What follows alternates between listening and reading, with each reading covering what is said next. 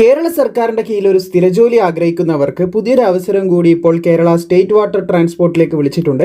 ഇവിടെ നിങ്ങൾക്ക് കാണാൻ സാധിക്കുന്നതാണ് ഇതിന് അപേക്ഷിക്കേണ്ട ലാസ്റ്റ് ഡേറ്റ് 5/8/2026 വരെ നിങ്ങൾക്ക് അപേക്ഷിക്കാം.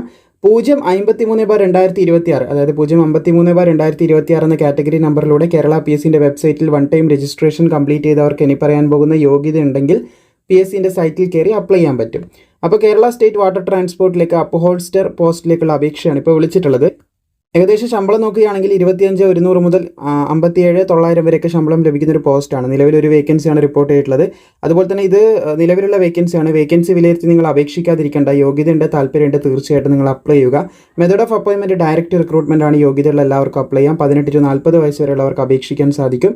2/1/1986 അതുപോലെ 1/1/2008 ഈ ഡേറ്റിലും ഇതിൻ്റെ ഇടയിലും ജനിച്ചവർക്ക് അപേക്ഷിക്കാം. SC STക്ക് 5 വർഷത്തെയും OBC ഉദ്യോഗാർത്ഥികൾക്ക് 3 വർഷത്തെയും പ്രായത്തിലിളവ് ലഭിക്കും. അപേക്ഷിക്കേണ്ട യോഗ്യത 10ാം ക്ലാസ്സും അതുപോലെ തന്നെ national trade certificate in the trade of അപ്ഹോൾസ്റ്ററിലുള്ള ITI സർട്ടിഫിക്കറ്റുമാണ് ചോദിച്ചിട്ടുള്ളത്.